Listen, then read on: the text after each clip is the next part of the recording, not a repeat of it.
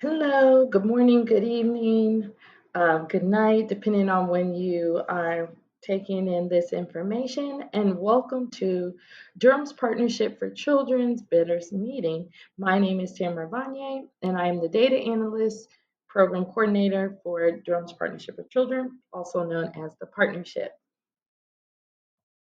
What you can expect from this meeting today is as I've already done, I've welcomed myself, and also you will learn about NCPC and Smart Start funding, learn about our mission and our goals at the partnership, and also the bidding process that's happening, share some of that timeline, and what we call annual submission of activities, also known as ASA, which is our contracting process.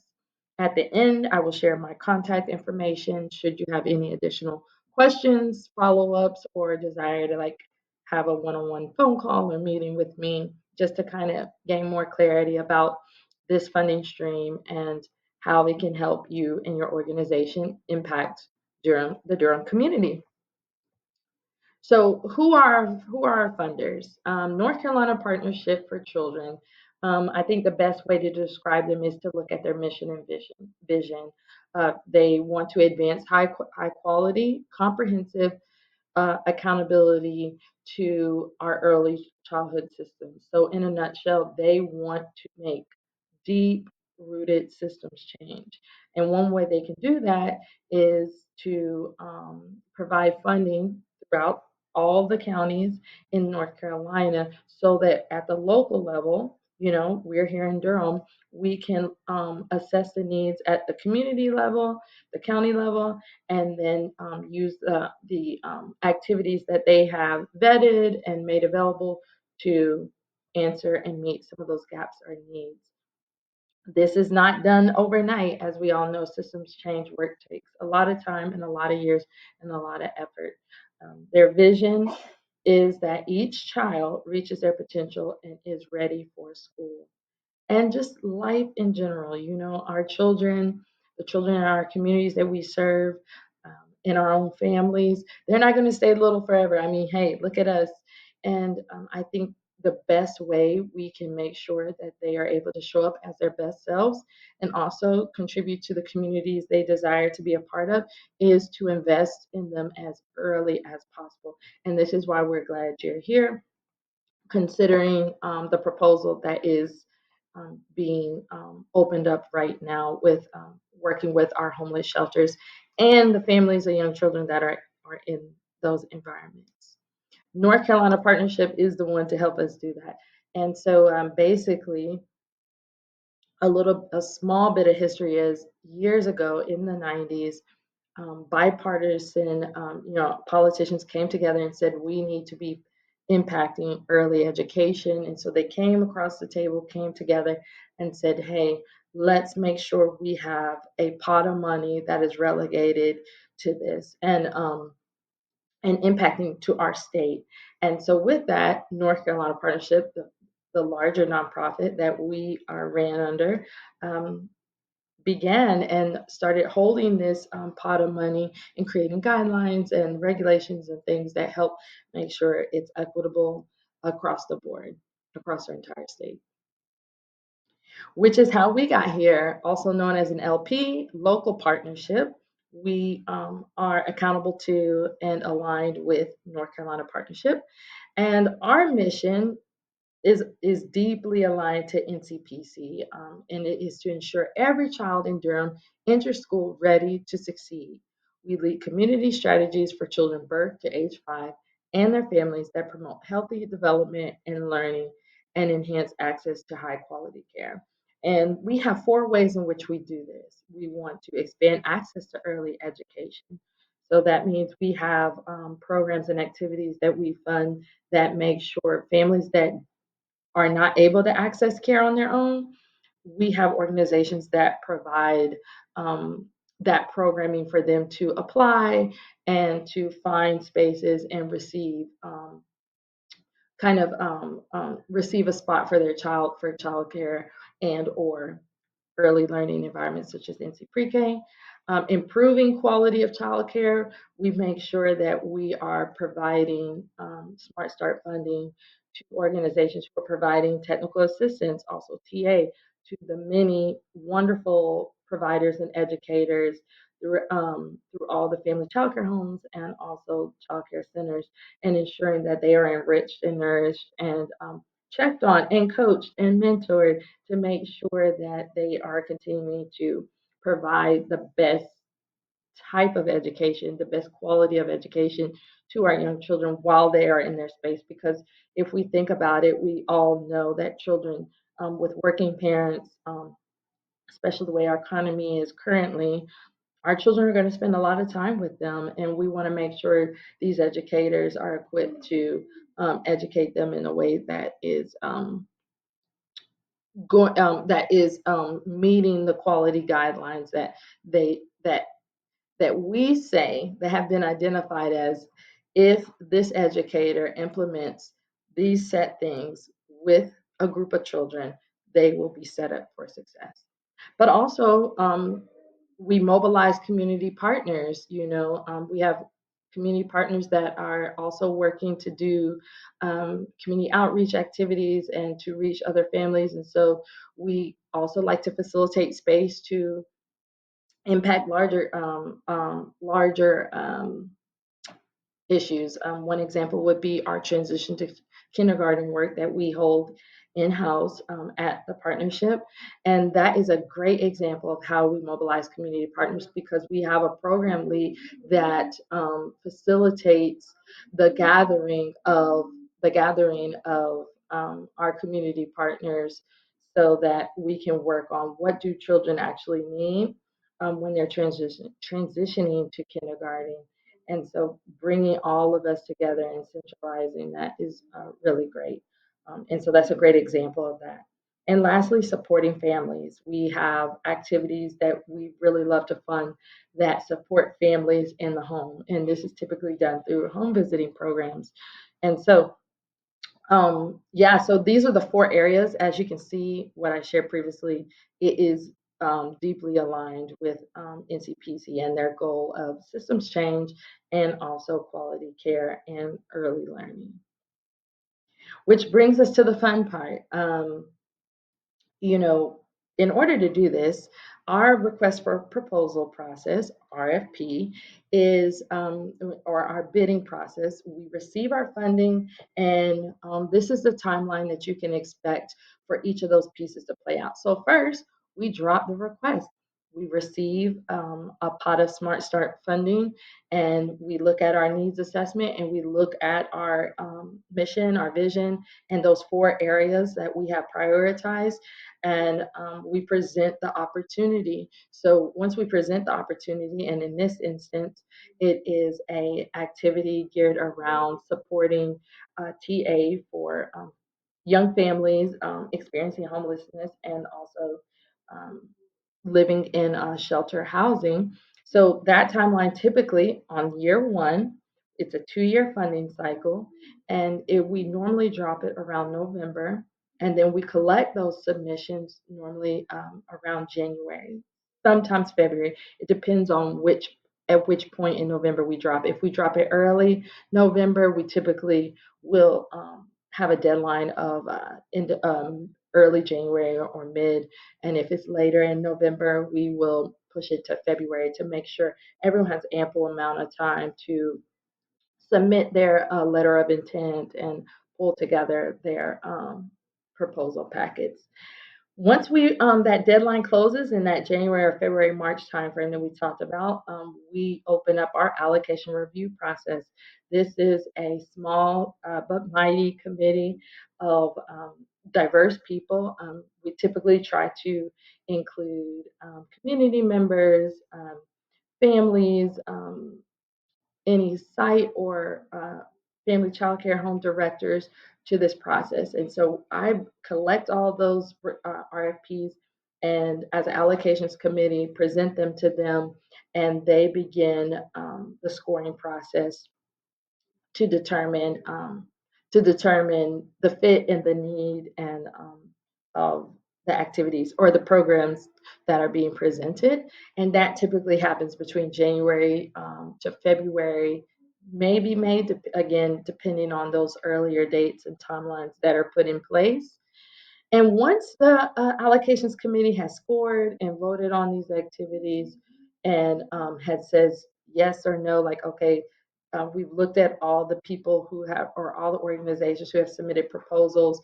Here's how they line up, they discuss, and they make a recommendation on the voting.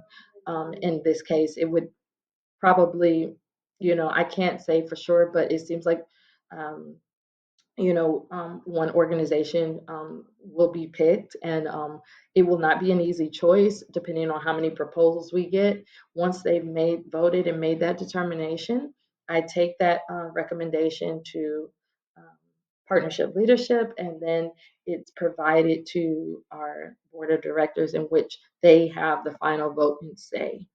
And if they are all in alignment and all in agreement, that is when we will notify the potential DSP, which is a direct service provider, which you would become once you have been voted and approved. And we'll let you know, and we will begin our contracting process, which means we will meet with you and onboard you to what it truly means to be a direct service provider, or as we know, a DSP. And that typically happens between May and July. It is a very tight timeline at the end, and a tight turnaround, but it can be done, and it'll be streamlined as much as possible. Just taking a quick pause so people can catch up and think through any questions.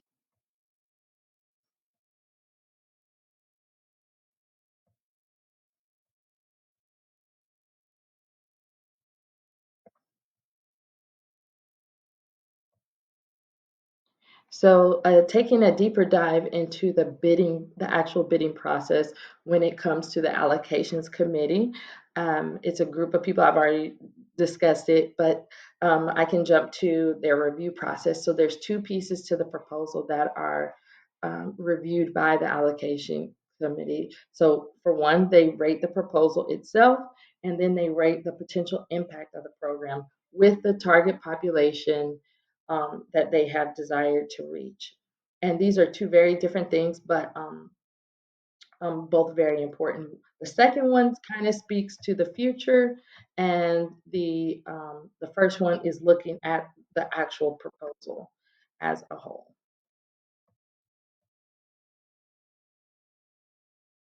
And and in those two pieces, they use that two-part rating scale.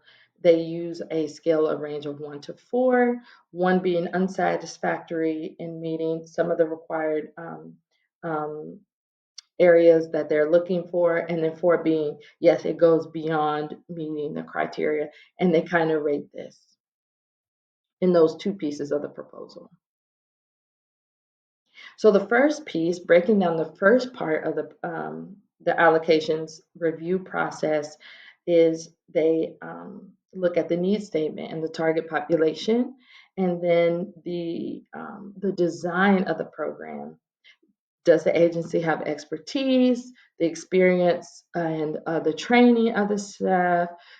Does it align the strategies that they are saying they would love for us to provide funding for them to? Are they aligned with those priority areas we discussed, those 4 areas I highlighted earlier? And does it align with the needs of the target population? And what is really, really, really critical and really, really, really important does it utilize evidence-based, evidence-informed models and approaches? And this is a requirement of NCPC, North Carolina Partnership for Children, that we have to ensure that is there, as far as the type of modality that you're using. And that's a compliance issue when it comes to our funding. That's one thing that required, because they want to make sure it's evidence based, it's been tested, and partly so to ensure the safety of families.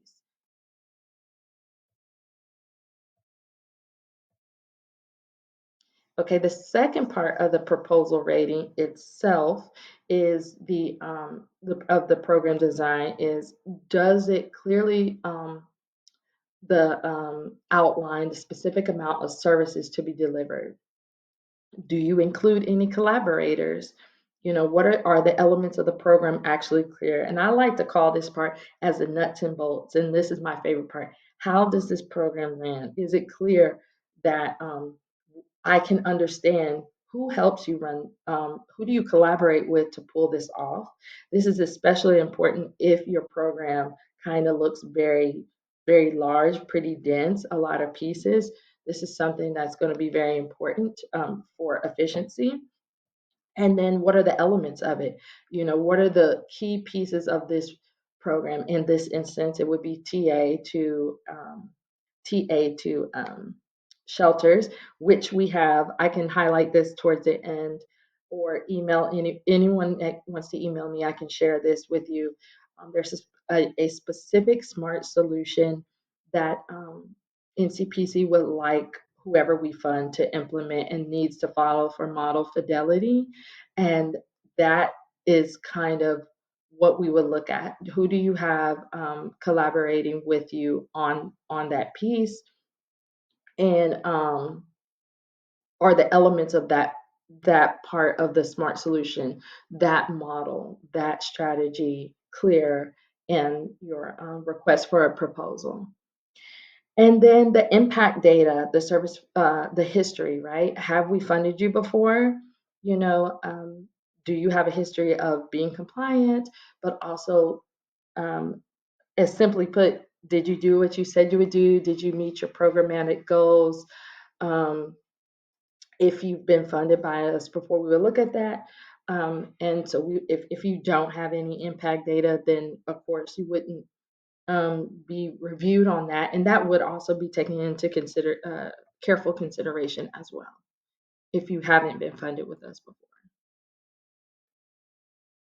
Okay, so then we look at the program outcomes and evaluation measurements. How are you going to measure success for this program? How are you going to know that you are? What are your indicators of success? How are you going to know that the program is progressing and doing what it says it will do? So make sure when the allocations committee is going to be looking for this. Do you have strong, achievable, and measurable goals? Are they aligned? Again, are they aligned with the needs of the target population? And are they aligned with the partnership as well? These outcomes and measurement goals. And then the most important thing, the budget materials. Um, the amount that you're requesting, does it align with the number of output that you plan to meet? So, for example, if you're planning to work with, and I'm going to say an outrageous number just to make sure the point is clear.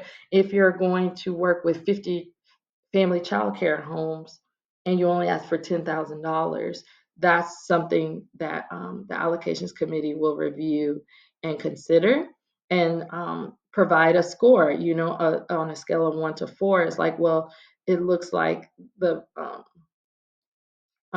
does this budget really, is this going to be able to meet that? And they may require some follow-up questions from you, in which I would reach out to you at that point.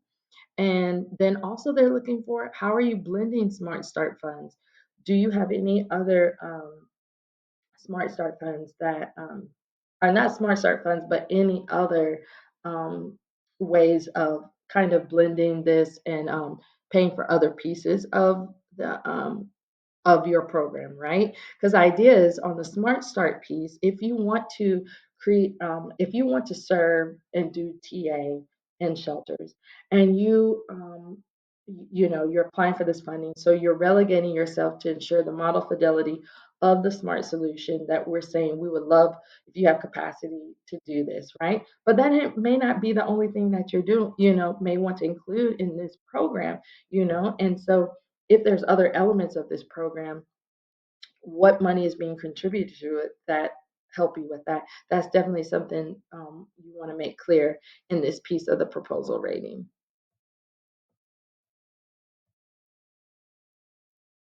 And then finally, after they've looked at the actual design of the program, right? We've looked at it as a whole, the many pieces. The review committee will look at the impact, and I want to read this out loud that I've highlighted in bold. What if this program didn't exist? Impact is not simply the observed outcomes of the beneficiaries. Impact measures the difference in outcomes between the actual versus the counterfactual scenarios. So, what they will do as an individual rating your program that you're submitting is okay, so they're saying and this also has a score as well. If we don't have this, what could the actual impact be, right? So again, making sure your outputs, your outcomes are carefully developed and aligned because they are going to be thinking through it from a point of if this is a strong program. It has a lot of things that show it could be successful. If we didn't have it, this could be a detrimental impact. We don't want that. So let's give this funding to you versus oh, what would happen if we had it? Wow, we have the chance to impact 50 childcare homes, at one time, right?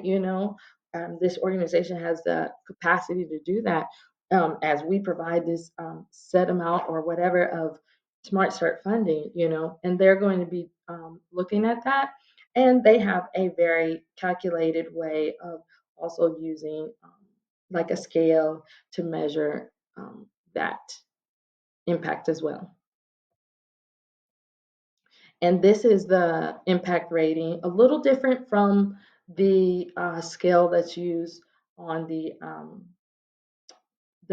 program design piece, part one of the rating system, but it's similar in the sense it is still kind of takes you through a low impact to a high impact. One being low impact.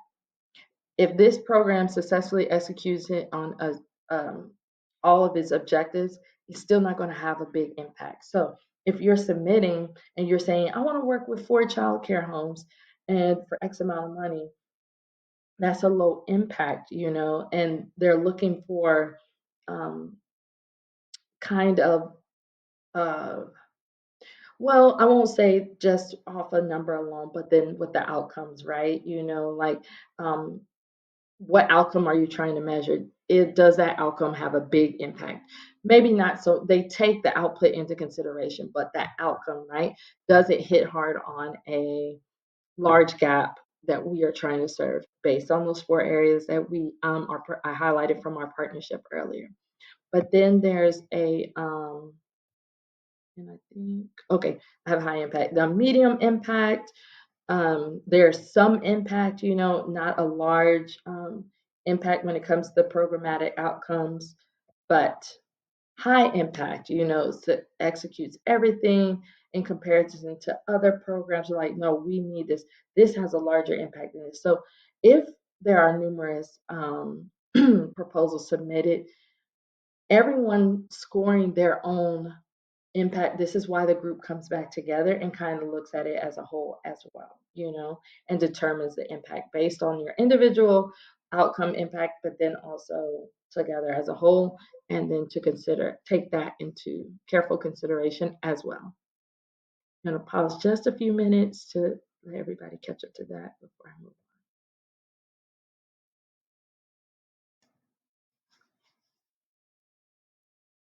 on. And so, once they've come together, everyone has scored, we'll set up a meeting and they will have their discussion, which I previously mentioned, talk about why did we rate um, this program a certain way, this proposal a certain way? Why did you score that program or that proposal a certain way? And then talk about the needs of the community, um, the goals of our local partnership, and kind of duke it out, maybe, kind of create some tension because it may not be everyone is in agreement, but we're very careful about this part and we're very careful because we want to make sure we're being fair and equitable and clearing up and making sure everything is clarified. And again, anything that's unclear, I make sure to let the allocations committee know once I delegate and disseminate the proposals they're voting for. If you have any additional questions that about the proposal that's unclear, please provide your question to me and I will reach out to the applicant and clarify anything so that this discussion process is definitely more fruitful and we don't have a lot of gaps or holes and like, well, I was just wondering this and I was just wondering that. We're having a really good, strong conversation and making a decision. And once they decide they have a recommendation, I take that and provide it to leadership. And the results are presented to our board of directors where they will have their final vote.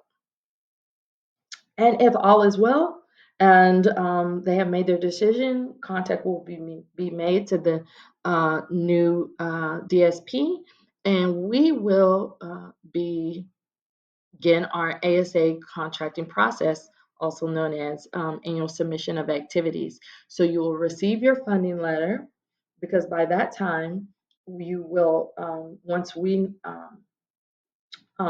once the allocations committee is determining how to spend all of our Smart Start funds, and for any continuing projects or new projects, you'll receive your funding letter. You will you will submit to fiscal and programmatic monitoring outlined in your logic model. So now we've given you the go. We said we would love for you to become a DSP, a direct service provider.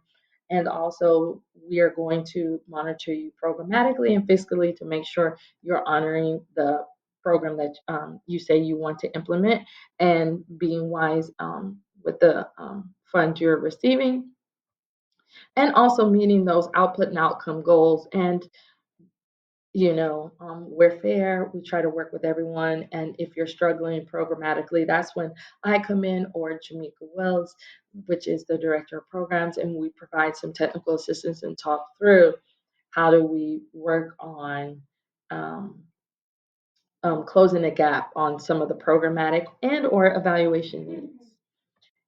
We work closely with what you would call a program officer, and the program officer works at the NCPC level, North Carolina Partnership for Children, the state level, and they ensure that all the programmatic elements are there and ready to submit to them for contracting. So that means you know, um, your contract activity description, also known as your CAD, represents what you're actually doing because that is what you will be monitored on. We any evaluation. I didn't add this on here, but Ann Spence, who is lead evaluation, head of evaluation there at NCPC, would talk with me and make sure all the data components are there as far as what we would like, the data we would like to collect from you all is present. And then you will submit to quarterly data submissions to me, in which I will submit into our NCPC data management system called CDMS, along with end of year reports as well on your impact. This is more of a qualitative process. And this also, because this is a 2-year funding cycle, will help with your, if you're funded, with your program continuation application, PCA, in which it's the same scoring process in year 2, but it's a little different. And we know we're going to fund you. We just want to make sure how did you do on year 1 and close any gaps on any goals not met and providing technical assistance or support on that.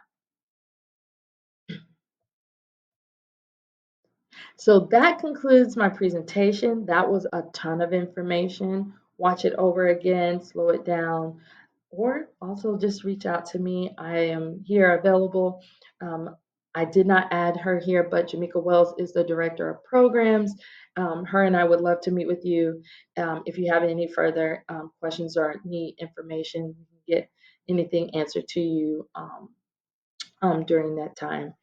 Thank you all for your time. Thank you all for all that you do. And Durham, I'm sure you all work very hard and impact a lot of lives. And I'm grateful for you and look forward to seeing your submission. Have a great rest of your day.